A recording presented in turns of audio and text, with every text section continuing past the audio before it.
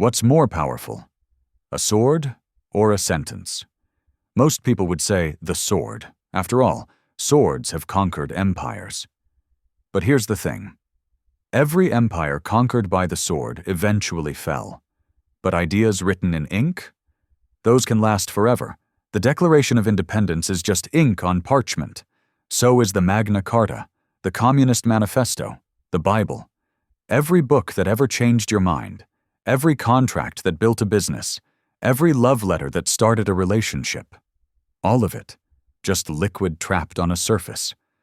But that liquid changed everything. Before ink, human knowledge died with humans. You could speak wisdom, but it disappeared the moment you stopped talking. You could remember, but memory is fragile. It distorts, it fades. It dies when you die. Ink made thought permanent. It allowed ideas to travel across continents and centuries without changing. It let one person's mind communicate directly with another person's mind across thousands of years. It made civilization cumulative instead of cyclical. This is the story of ink. To understand why ink matters, you need to understand the problem it solved. Humans have been trying to record information for at least 40,000 years. Cave paintings in Indonesia and Spain prove that. Handprints on cave walls, images of animals. But those weren't portable. You couldn't carry a cave wall to another location. You couldn't copy it. You couldn't edit it. Around 3200 BC, the Sumerians in Mesopotamia developed cuneiform writing. They pressed wedge-shaped marks into wet clay tablets with a reed stylus. The clay dried hard. The information became permanent. This was revolutionary. For the first time, you could record debts, laws, and stories that would survive. But clay tablets had serious limitations. They were heavy, brittle. A single library could weigh tons. Copying required physically pressing new tablets by hand. And you couldn't write small. The clay medium forced you to write large, chunky symbols. The Egyptians had a better solution. Around 3000 BC, they developed papyrus. Made from the papyrus plant that grew along the Nile, the stalks were sliced thin, laid in perpendicular layers, and pressed together. The plant's natural starches glued the layers into a smooth writing surface. But papyrus created a new problem. You couldn't press marks into it like clay. You needed something that would flow onto the surface and then stay there permanently. You needed liquid. The Egyptians invented the first true ink around 2500 BC. It was brilliantly simple. They burned wood or oil lamps and collected the soot, carbon black. Then they mixed that soot with gum arabic, a natural adhesive from acacia trees, and water. The result was a thick, black liquid that would flow from a brush or reed pen onto papyrus. When the water evaporated, the carbon particles stayed trapped in the gum arabic. Permanent, black, readable. This carbon ink had remarkable properties. It didn't fade. It didn't react chemically with the papyrus. And because carbon is chemically stable, documents written with it could last thousands of years. We can still read papyrus scrolls from ancient Egypt because carbon ink is virtually immortal. The Chinese independently invented ink around the same time, possibly earlier. Chinese ink was also carbon-based, but manufactured differently. They burned pine wood or oil, collected the soot, mixed it with animal glue and medicinal herbs, then pressed it into solid ink sticks. When you wanted to write, you ground the ink stick with water on an inkstone. The friction released the carbon particles into suspension. This solid ink stick method had advantages. The ink didn't dry out in storage. It was portable. You could control the darkness by how much water you added. Chinese calligraphers still use this method today, over 4,000 years later. But carbon ink, for all its permanence, had a serious limitation. You couldn't erase it. And more importantly, It sat on top of the writing surface rather than bonding with it. If you scratched the papyrus or paper, the ink came off. It was vulnerable to abrasion. The solution to this problem came from an unexpected source: a wasp. Around the 3rd century AD, someone discovered that crushed oak galls, combined with iron salts and gum arabic, created an ink with extraordinary properties. Oak galls are round growths on oak trees, formed when gall wasps lay their eggs in the bark. The tree responds by creating a hard, tannic ball around the wasp larvae. These galls are packed with tannic acid. When you crush galls and extract their tannins, then mix them with ferrous sulfate, an iron salt, something remarkable happens. The mixture is pale gray when first applied, almost invisible. But as it dries and the iron oxidizes, it turns dark blue-black. And more importantly, the tannic acid chemically bonds with the cellulose fibers in parchment or paper. This was iron gall ink, and it dominated European writing for over 1,000 years. Iron gall ink was revolutionary because it penetrated the writing surface. You couldn't easily scrape it off. It was resistant to water once dried. And it had a beautiful, deep black color that could last centuries. Nearly every important European document from the 5th century to the 19th century was written with iron gall ink. The Magna Carta, Leonardo da Vinci's notebooks, Bach's musical manuscripts, the Declaration of Independence. But iron gall ink had a dark side. Literally. The problem with iron gall ink is that the iron oxidizes continuously. Over centuries, this oxidation becomes corrosive. The ink eats through the paper. Visit any major library or archive, and you'll see documents with brown, brittle edges where the iron gall ink has gradually destroyed the very surface it was meant to preserve. Conservators call it ink burn. It's destroying some of the most important documents in human history. The problem is irreversible. Once the damage starts, there's no way to stop it without removing the ink entirely, which defeats the purpose. But we're getting ahead of ourselves. Let's go back to why ink mattered so much. In the 15th century, a German goldsmith named Johannes Gutenberg was working on a problem. Books were expensive, prohibitively expensive. A single Bible copied by hand could take a scribe over a year to produce. It might cost as much as a house. Only the wealthy could afford books. Knowledge was locked away. Gutenberg didn't invent printing. The Chinese had woodblock printing since the 9th century. But Gutenberg invented movable type for alphabetic languages, and more importantly, he invented a printing system: the press, the type, the paper, and critically, a new kind of ink. Here's why existing ink didn't work for printing. Carbon ink, the kind used for handwriting, was water-based. It didn't adhere well to metal type. It would smear. Oil-based paints existed, but they were too thick and dried too slowly. Gutenberg needed something with the consistency of oil paint, but the drying speed of ink. He experimented for years. His solution was revolutionary. He combined soot with linseed oil and varnish. The oil made it sticky enough to transfer from metal type to paper. The varnish helped it dry quickly, and the soot provided intense blackness. This oil-based printing ink was crucial to the printing revolution.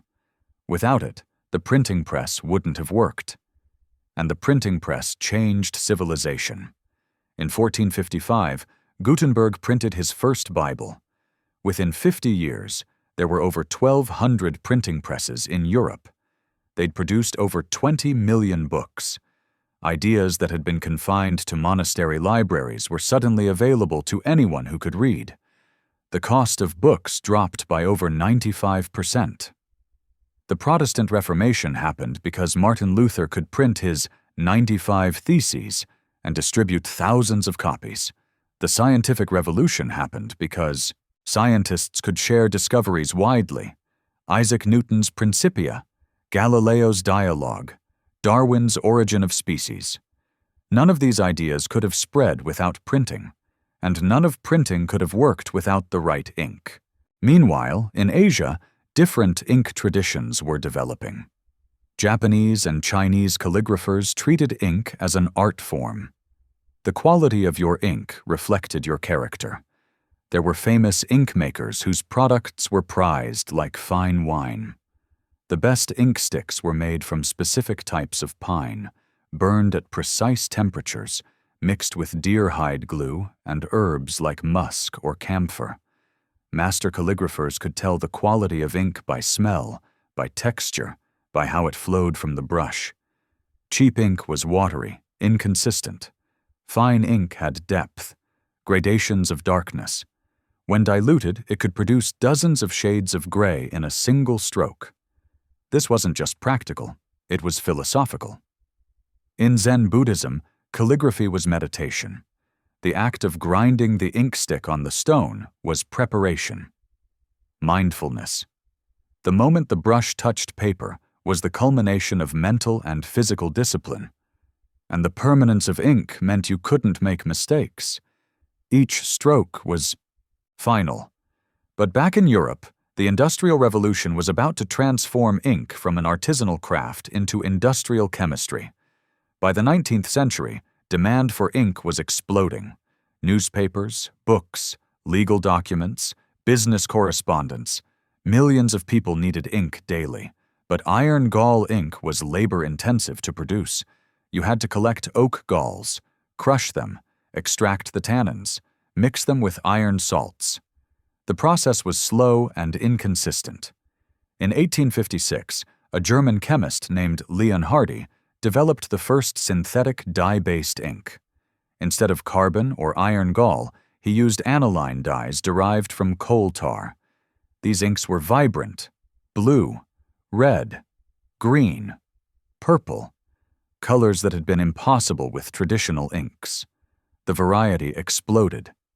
By the 1880s, there were hundreds of patented ink formulations. Each claimed to be superior, faster drying, more permanent, better flow. The competition was fierce. In 1884, Lewis Waterman invented the fountain pen. This required ink with very specific properties. It had to flow smoothly through tiny capillary channels. It couldn't dry in the pen. It had to dry quickly on paper. It couldn't be too thin or too thick. The wrong ink would clog the pen or leak everywhere. Ink manufacturers began specializing: fountain pen ink, printing press ink, stamp pad ink. Each application required different chemistry. Then came the ballpoint pen revolution. In 1943, Hungarian journalist Laszlo Biro patented a pen with a tiny rotating ball in the tip. As you wrote, the ball picked up thick, quick-drying ink from a reservoir and transferred it to paper. But this required completely new ink. It had to be viscous enough not to leak, but fluid enough to flow through the ball mechanism. Oil-based ballpoint ink solved this. It was thick, almost paste-like, but the shearing action of the rolling ball temporarily reduced its viscosity. The moment it hit paper, it dried almost instantly through evaporation and absorption. You could write on any surface. You could write at any angle, even upside down.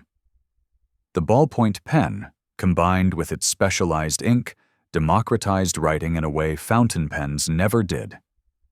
Cheap, reliable, no maintenance. By the 1960s, ballpoint pens had largely replaced fountain pens for everyday writing. But ink's story wasn't just about writing anymore. It was about information security. In the 20th century, forensic scientists discovered that ink was like a fingerprint.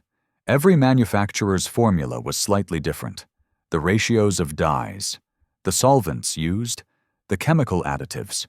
Using techniques like thin-layer chromatography, forensic chemists could analyze a document and determine not just what kind of ink was used, but often the specific brand and even the manufacturing batch. This became crucial in fraud investigations. Someone claims a contract was signed in 1995, but forensic analysis shows the ink wasn't manufactured until 1998. Fraud proven. The ink doesn't lie. The U.S. Secret Service maintains the International Ink Library. It contains over 15,000 ink samples dating back to the 1920s. Every major ink manufacturer submits samples. When a questioned document arrives, forensic chemists can compare the ink to the library and date it with remarkable precision. This led to an arms race. Counterfeiters needed to defeat ink analysis. Governments needed to make currency ink impossible to replicate. Modern security inks contain multiple layers of protection. Magnetic particles that can be detected by machines. Fluorescent dyes that glow under UV light. Color-shifting pigments that change color depending on the viewing angle. Reactive inks that change color when exposed to bleach or other chemicals used in document alteration. The ink on a modern $100 bill is more technologically sophisticated than anything Gutenberg could have imagined. It contains multiple inks printed in precise registration, each with different properties. Together, they create a document that's virtually impossible to perfectly counterfeit. Meanwhile, digital technology was creating an existential threat to ink. In the late 20th century, computers began replacing handwriting. Email replaced letters. PDFs replaced printed documents. E-readers replaced books. Suddenly, the liquid that had made thought permanent for 5,000 years seemed obsolete. Some proclaimed the paperless office, the death of print. Why use ink when you could use pixels? Digital text was searchable, editable, infinitely copyable with zero degradation. It seemed superior in every way. But something unexpected happened. Ink didn't die. Studies began showing that people retained information better when reading from paper than from screens. The physical act of writing by hand activated different parts of the brain than typing. Students who took handwritten notes performed better on conceptual questions than students who typed notes. Neurological research revealed why. When you write by hand, you're engaging motor memory, visual memory, spatial memory.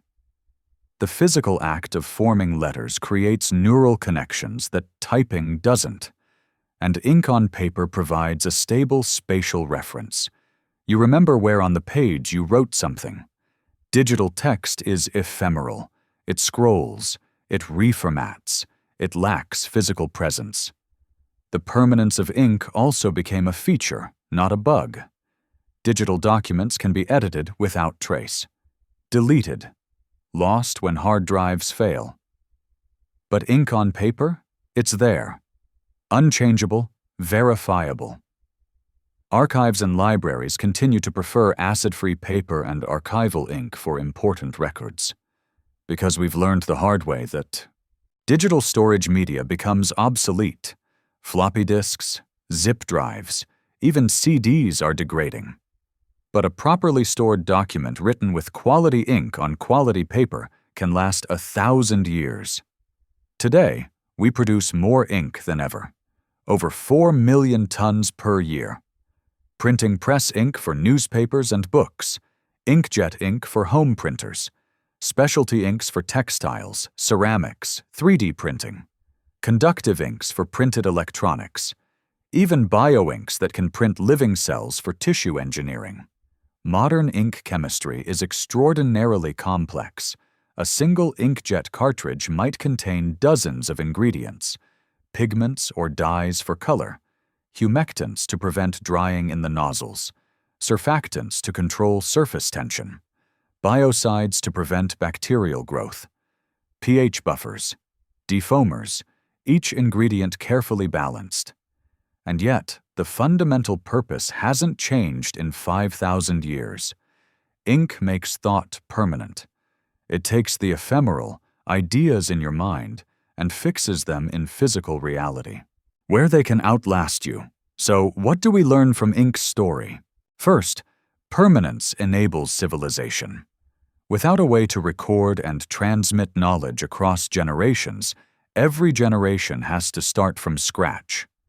Writing, enabled by ink, is what made human knowledge cumulative. We can build on what came before because someone wrote it down. Second, the medium shapes the message. Different inks enabled different uses. Carbon ink enabled ancient libraries. Iron gall ink enabled medieval legal documents. Printing ink enabled mass literacy. Security inks enabled modern currency. The technology of recording constrains what can be recorded and how. Third, physical and digital aren't enemies. Despite predictions, ink and paper haven't disappeared. They've found their niche. For important documents, for learning, for art, for anything that needs to last or be trusted, ink remains unmatched. Digital excels at reproduction and transmission. Physical excels at permanence and cognitive impact. Fourth, simplicity can be enduring. The basic carbon ink formula, used in ancient Egypt, is fundamentally the same as what's in many pens today. Soot suspended in a binder. 5,000 years later, it still works. Sometimes the simple solution is the lasting solution. Ink is one of those inventions so fundamental that we forget it's an invention at all. It's just there. In pens, in printers, on packaging, on currency, on your skin if you have a tattoo. But every drop of ink represents a triumph over entropy. Thought is ephemeral. It appears and disappears in neurons. Speech is vibrations in air that fade instantly. But ink?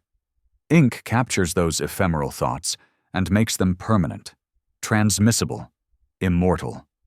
The greatest ideas in human history exist because someone wrote them down. In ink.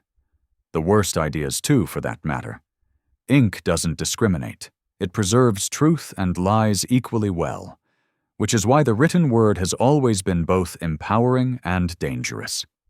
Empires have burned books written in ink because ideas are harder to kill than people. Totalitarian regimes control printing presses because controlling ink controls thought. And yet somehow the ideas survive, copied in secret, preserved, passed on. Because ink, unlike speech, unlike memory, doesn't fade with the speaker. It persists. The words you're reading now, whether on a screen or on paper, originated as someone's thoughts. They were captured, transmitted, and now they're in your mind. That's what ink enabled. Direct mind-to-mind communication across space and time. Everything you've learned from books, from documents, from written words of any kind exists because of ink, or its digital descendant. The liquid that made thought permanent gave us history, science, literature, law, and memory itself. Without ink, you wouldn't know who Aristotle was, or Shakespeare, or Einstein. Their ideas would have died with them. But someone wrote them down. In ink. And now you can access their minds directly. That's power. That's civilization. That's the thread that connects us across centuries. The liquid that made thought permanent didn't just preserve the past. It created the future. Because only by recording what we know can we build on it. Only by making thought permanent can we make progress cumulative. Ink is the technology that made us more than animals. It made us civilized. And despite the digital revolution, it's not done yet. Anyway, that's it from me. Feel free to discuss your thoughts below. You've been watching Threads of Civilization. Cheers, guys. Have a good one.